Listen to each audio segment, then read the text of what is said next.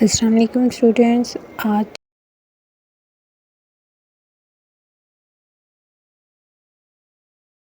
का जो एमसीक्यू का सेशन है वो ये जो रिसेंटली पीपीएससी का एग्ज़ाम हुआ है और उसमें हमने एमसीक्यूज़ पढ़े हैं। हम उन एमसीक्यूज़ के आंसर्स देखेंगे और ये सॉल्व पेपर ऑफ पीपीएससी का जो टेस्ट हुआ है रिसेंटली, इसमें सबसे पहला जो एमसीक्यू है वो अमाइंटेसिस है। इसमें क्वेश्चन ये था कि एक प्रेग्नेंट वुमेन है और उसका जो बेबी है वो जेनेटिक डिसऑर्डर्स के साथ हो सकता है, उसका रिस्क मौजूद है।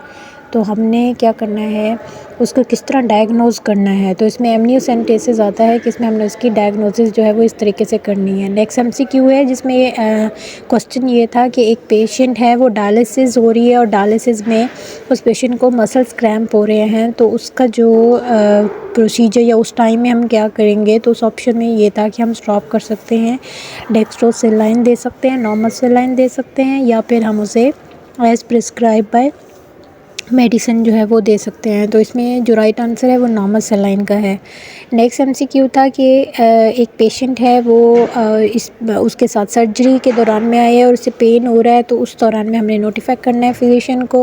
और एक एमसीक्यू था उसमें ऑल ऑफ द अबव था, जिसमें आ रहा था कि आपके रेस्पिरेटरी ऑर्गन्स कौन से हैं या रेस्पिरेटरी सिस्टम कौन सा है। तो उसमें लंग्स, रेस्पिरेटरी ब्रोंक्यूल्स और आपके डायफ्राम सारे इंक्लूड होते हैं। नेक्स्ट एमसीक्यू था कि आपकी लॉन्ग टर्म जो प्लानिंग होती है जिसमें आपके गोल्स और वो ऑब्जेक्टिव डिसाइडेड होते हैं, वो हमारी स्ट्रैटेजिक प्लानिंग होती है। और नेक्स्ट था कि आपकी वर्बल और नॉन वर्बल कम्युनिकेशन इन्वॉल्व हो। नॉन वर्बल में आपके जो एक्सप्रेशन और वो इन्वॉल्व हो, तो वो कौन सी कम्युनिकेशन होती है, वो मेटा कम्युनिकेशन होती है। नेक्स्ट एमसीक्यू था कि आईलिड्स ऑफ लंगर हैंड्स में से कौन सा हार्मोन सिक्रेट होता है, तो वो हमारा इंसुलिन है। और नेक्स्ट एमसीक्यू था कि जो long rated chronic liver diseases होती हैं वो सिरोसिस में कन्वर्ट हो जाती हैं। नेक्स्ट एमसीक्यू हमारा हीमोग्लोबिन का था कि वो जो ट्रीटमेंट होती है इसके लिए मोस्टली प्रेग्नेंट वुमेन के लिए। और एक एमसीक्यू था कि एक पर्सन है, उसकी डेथ हुई है, बच्चा है, एडल्ट है और उसकी डेथ हुई है और उसके ऑर्गन डोनेशन की बात की जा रही है। तो हम कैसे एक पर्सन को दें जिनको ऑर्गन डोनेशन की जाए। तो उसमें हमारे पास 2-3 ऑप्शंस थे कि 70 ईयर है मल्टी ऑर्गन फेलियर के साथ, और ये ऑप्शन था, इसमें 30 ईयर इंजीनियर था और 30 ईयर ओल्ड था, और इसमें सिर्फ एक्यूट लिवर डिजीज़ के साथ था। तो इस वजह से हम इसको ऑर्गन जो है वो डोनेट कर सकते थे। नेक्स्ट एमसीक्यू था कि एक मैनेजर जो है वो वार्ड में अपनी स्टाफिंग कर रहा है, तो उसके लिए हमें किस तरह जो है वो स्टाफिंग करनी चाहिए। तो उसका ऑप्शन था कि staffing according to the patient ratio जो है वो करनी चाहिए। नेक्स्ट भी एक एमसीक्यू था जिसमें staffing and source management in ward की बात की गई थी।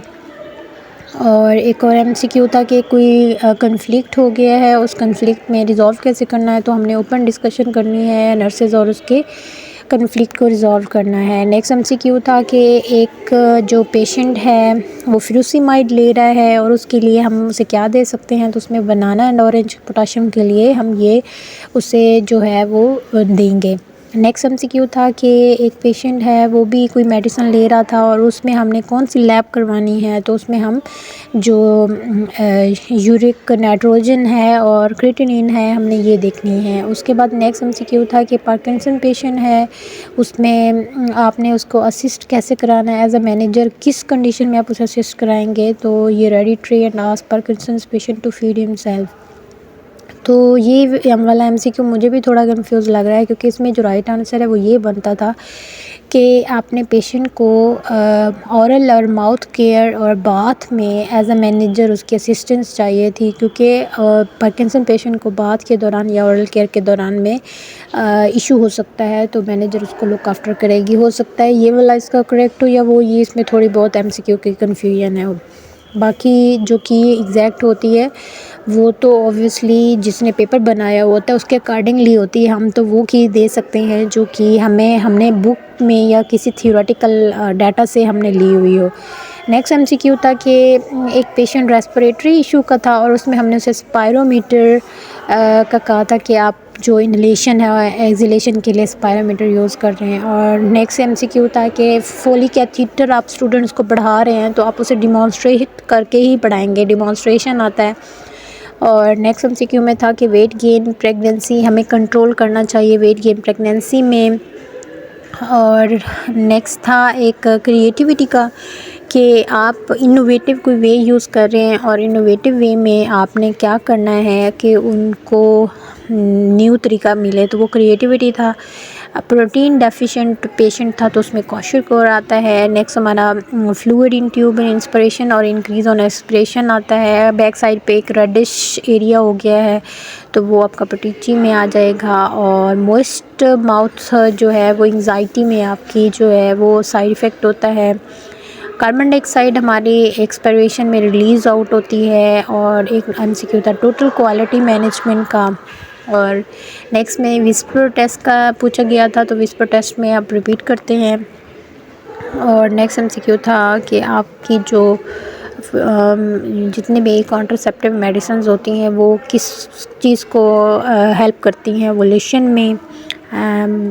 नेक्स्ट एमसीक्यू मैस्लो हायरार्की के बारे में पूछा गया था। बेसिक का वो फिजियोलॉजिक नीड है और एक एक्सीडेंट हुआ है तो उसमें पेशेंट कौन सा देखेंगे जो ट्रिकल डेविएशन के साथ होगा, रेस्पिरेटरी रेस्ट वाला।